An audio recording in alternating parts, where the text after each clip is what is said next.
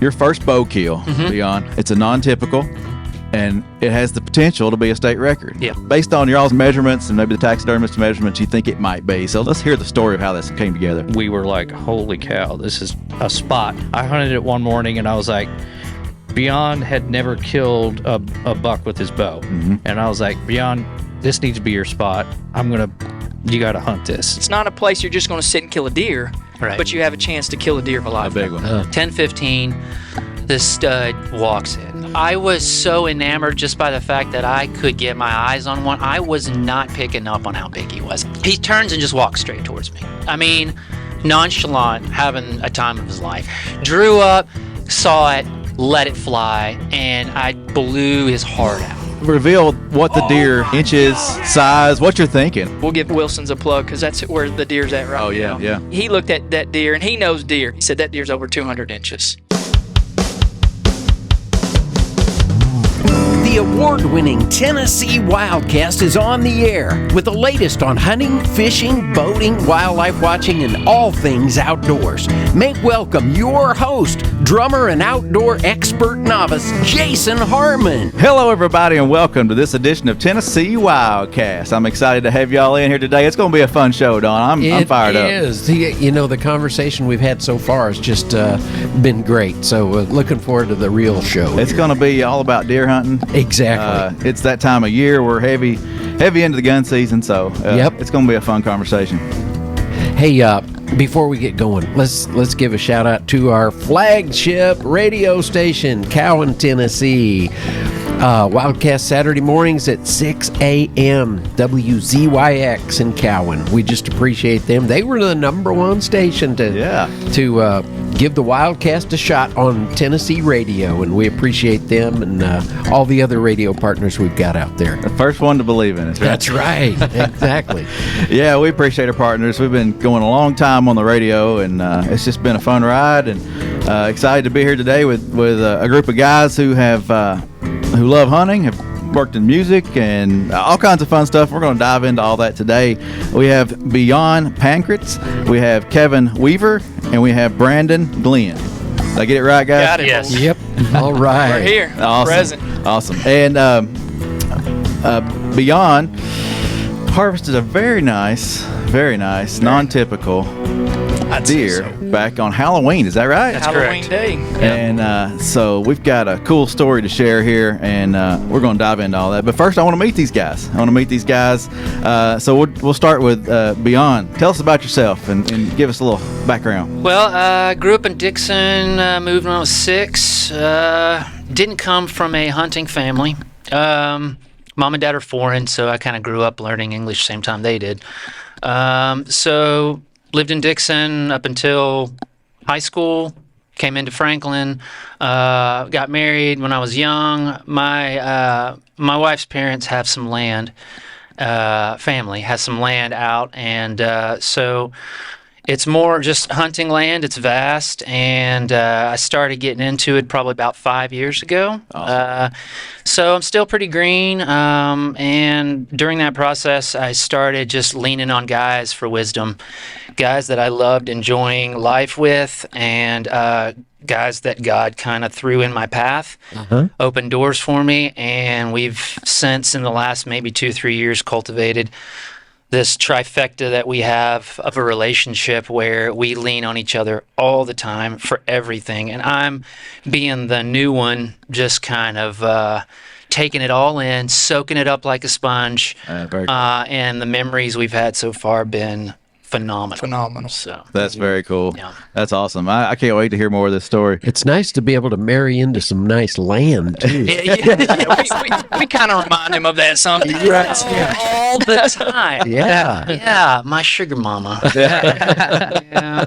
That's just one of the perks right now. Yeah. All right. Well, let's just go around the table. Branden, tell us Yeah. about yourself, buddy. Good morning, everybody. I grew up in McMinnville, Tennessee. Okay. My parents moved me to Franklin when I was in 3rd grade, and so I've got a mixture of that, but grew up on a farm. Dad had a .22 rifle on a picnic table when I was 5, busting my eye open with the scope. So just been around the outdoors, love the outdoors. I do residential work with housing and building and inspecting, and that's where Bjon and I originally met, working on a house together, because he's a designer and interior craftsman, and I was doing some timber frame work at this house, and that's where we introduced, and we found ourselves shooting our bows at the end of the day together. Yeah. Oh, and very then cool. it just cultivated from that, and that's been about 7 years ago. Yeah. So Awesome. that's a little bit about me. So, Brandon, you and Kevin knew each other? Nope. Bjon introduced us at the wow. hunting camp 2 years ago. Okay. And so we're the three that just keep going hunting together. It just happens that we're the ones that end up at the farm, and then it kept developing from there. So Cool. Well, and Kevin, you're a drummer, right? I am. Yeah, I moved to Nashville in '99 to play drums for Andy Griggs. Okay. And I actually rented a house from Andy in Mount Juliet. I think he still lives out there. And I always wanted to hunt. At the time I was 21, and as a drummer, I was playing drums and learning how to hunt from Andy Griggs. That's all I did the whole fall. Hey, that's I was like, this is an amazing life. I love Tennessee. That's a cool and I was career. like, Yeah. And so we would hunt all around his property there, and then he's a good one to learn how to shoot a bow for sure. yep, that's my first deer was with a bow. First two were with a bow, and I was hooked ever since. And so from then, I just it became a part of my lifestyle. It was just something that I was like, I'm going to do this the rest of my life until I can't climb a tree anymore. Then I'm going to get a ground blind. we'll just get you an elevator. There you go. There you go. There you go. Hey, there's some pretty nice box blinds that set up, make it easy to get. Yeah, that's right. But me and Bjon met years ago through my sister. My sister lives in Franklin with her family, and you were interested in hunting, but we never actually got together. I hunted your dad's property a little bit, Yeah. Dixon. Yeah. And then, what was it? How many years ago? 3. This is third year that y'all have had the land. Yes. Third year. And so he called me, and he's like, "Hey, I got something I want to talk to you about. Would you be interested in hunting a rather large piece of property?" That's how it went with me, too. acquired. And I'm like, I'm listening. Yeah, like, It was a joke. I knew he would say yes. Yeah. And so it started out because I'm a plumber by trade. Okay, I'm the plumbing drummer. And Hey, I like it. So he's like, I need a spring well re-piped and everything like that. And we got that up and running and started looking at spots to hunt. And I drove up, first time I drove up with Bjon on this property, and you can say I was freaking out. I was this freaking is out, too. amazing. Yeah. It's a mile-long driveway through a valley. Wow. through lots of gates, lock gates, And, with lots of cameras. Lots of gates. Yeah. We locked. give Kevin a hard time that he falls Bjon because he finds and has big deer on the family's property. Yeah. 3 of Kevin's biggest deer. Yeah. Three. Come from his family's property. But Yeah. Wow. But It it's happened just, that way. Yeah. That's very cool. Yeah. Well, let's dive in. I know limited on time today, so I want to dive in and make sure we cover this whole thing. So, your first bow kill, Bjon, it's a non-typical, and it has the potential to be a state record. Yeah. We'll throw that out there that it could be. We're in the drying period right now. Got a couple of weeks left or so of that drying period, and hopefully we'll come back with another show and highlight that it is. But Yeah, that would be awesome. this is based on y'all's measurements and maybe the taxidermist measurements. You think it might be. So let's hear the story of how this came together. Well, so there's this one specific area. The land's got a lot of hills and valleys. It's very topographically challenging. Side by side or a four wheeler is really what you need. But if you like doing some strenuous hiking, go for it. Yeah. At our ages, mid 40s, we're really trying to kind of slow it down. So there's a cabin in the middle of the land, and we've got probably an immense, 150 acres of just different types of top ridge hunting of like 5 acres here, 4 acres here. I picked this one spot. Kevin threw out, he's like, we got to put a camera out. He saw this big scrape, and then, Kevin, why don't you tell him what you did with that scrape? Well, I actually found a lot of rubs and bedding area, and I had been watching. I've got to give a shout out to the hunting public guys. Okay. Yeah, those guys are awesome. And I think they're awesome because they brought back like the original form of like hunting shows. It's kind of like It's not less production editing. hunting. Yeah. And so that's what I grew up doing and Yeah. watching the old shows. Anyway, they said that you can make a mock scrape by taking a leak in a scrape. Okay. And so I scraped on the ground, and we took a leak in it, and we put a trail cam right there. And we've got a picture of him with his pants not down, but in the process. I was buttoning. Yeah. And so luckily, anyway. So that's what I did the first season. And sure enough, I mean, a monster showed up like within a couple weeks. And this was the first season. And then, of course, we didn't see him at all. Yeah. He was just not there. And I don't think we actually got to hunt the peak of the rut that first year. Timing, works out. Yeah, many things that are at play when you're trying to work, the work and hunt. Yeah. Right. But yeah, the area is more so what we were like, holy cow, this is a spot. I hunted it one morning and I was like, Bjon had never killed a buck with his bow. And I was like, Bjon, this needs to be your spot. You got to hunt this. Yeah. If you want to kill a good buck with your bow on your property, we got to make this happen. So we started hunting it 2 years ago. Yeah. And kind of set up shop there. That was kind of home away from home. So Kevin started that spot. I mean, the spot was there, but it was overgrown.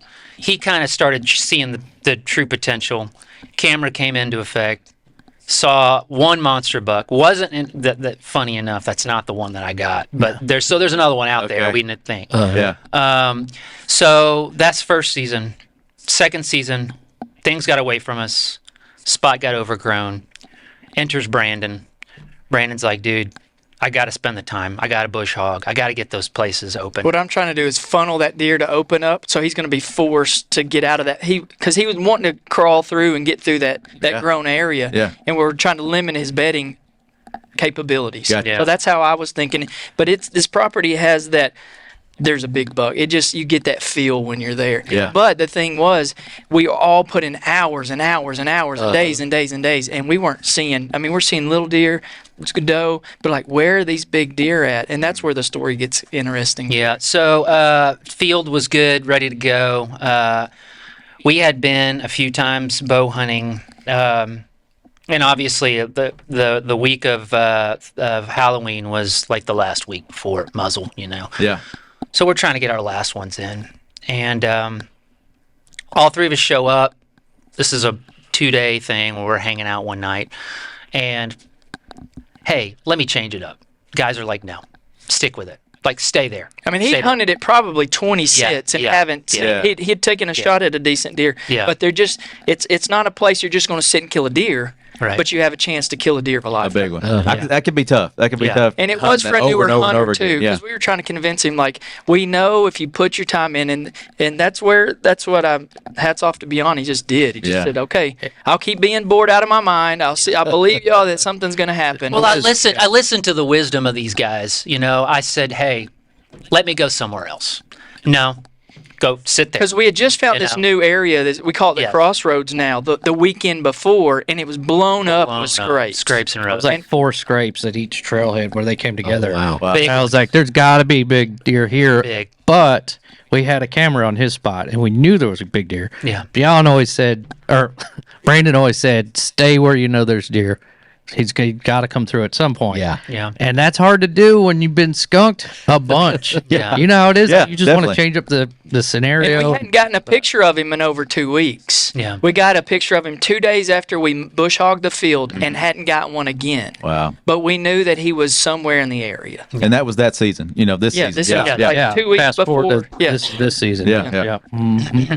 So on top of that, they say stick with it. And then I throw another bombshell, and I'm like, guys, I've been reading a lot about how these deer come out late. They come out late, man. I don't want to get up at 4. Been getting up at 4 with nothing in my hand, And they're like, no, get up. So I got up, before light. I had a lock on. There was a shooting house, but obviously this is archery season, so I can't shoot out of that. So I had a lock on. We had it all kind of laid out. Picked the perfect spot. So tell them about the week before where there was another buck that came through. Yeah, I mean, we saw. Oh, that's right. Okay. Yeah. Okay, so sat in the same spot. I had probably a good 12-pointer come in. Oh, wow. He was with he was tied up with 2 does and a spike.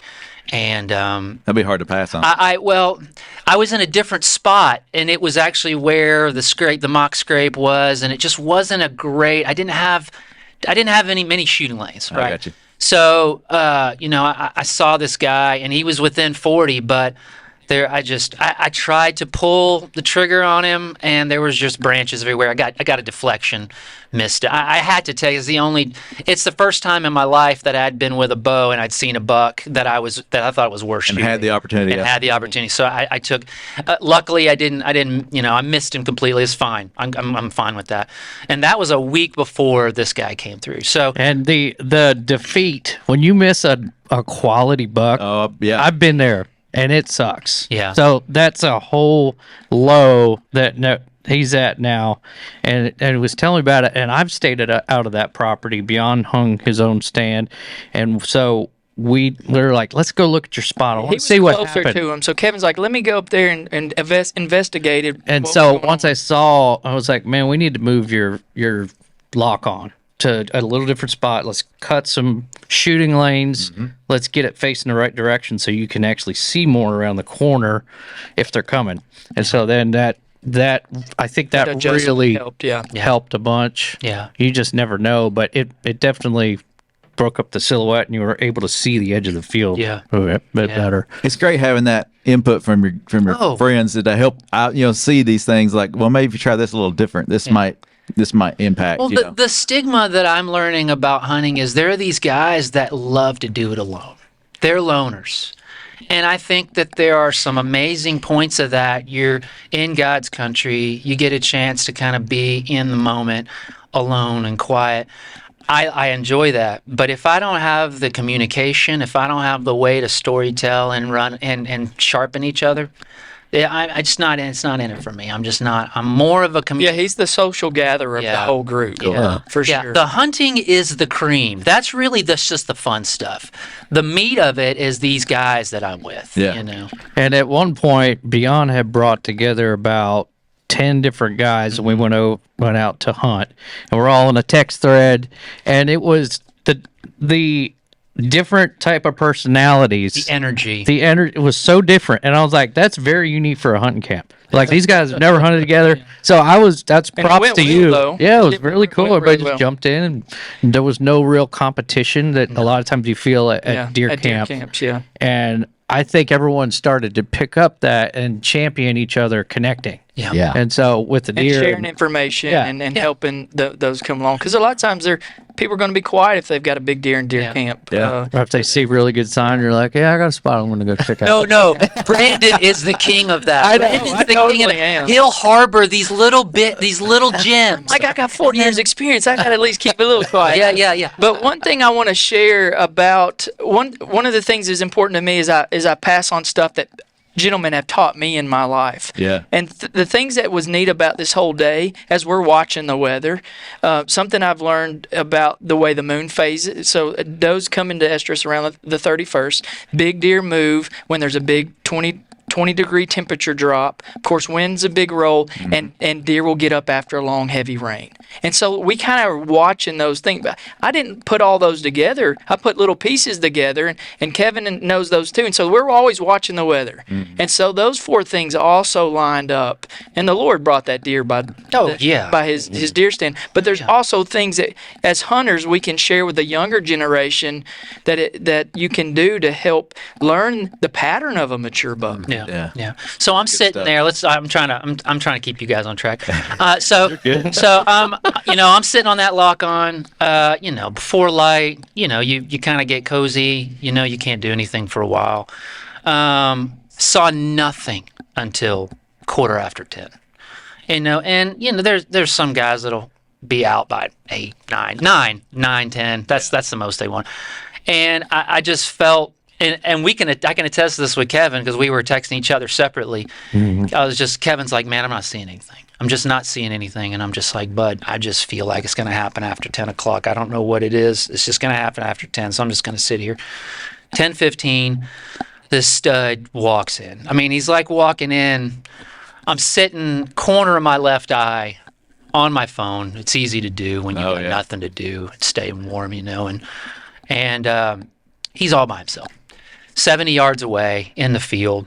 And we've got this little island in the middle of the field that has 4 big trees. There was a small scrape there. He comes walking in. I can't do anything. I'm obviously not an expert. 70 is pretty hard for any good, good archer. So I'm like, I'm just gonna watch him. I would have fallen out of the tree. Yeah, right. Yeah. Honest to God, though, I was so enamored just by the fact that I could get my eyes on one. I was not picking up on how big he was. And that's probably what saved me is that the immaturity of reading how big his rack was in the beginning wasn't even coming through my brain. That's good. Yeah, it is good. I'm thankful for that. Kept you cool out. Well, ignorance, yes. Yeah, ignorance kept my cool, for sure. So he comes walking in, and I watch him, and I'm like, well, I guess this is it, He did no smell. I mean, I was really lucky. He did not know I was there the whole time. Are we dropping brands yet or not? No. He turns and walks straight towards me. I'm gonna fix your mic. Yeah, thank you. Sorry. I was going to do that, Dad. Sorry. Yeah. But it catches you, though. Okay, you're good. Okay. It was like knocking my head sideways. He turns and just walks straight towards me. I mean, nonchalant, having a time of his life. You could tell he was, but alone and just enjoying it. And he's about 40 in, and decides to wrap around the backside, and that's where I don't have a lane. So sitting up against the tree, and that's my only non-shooting area.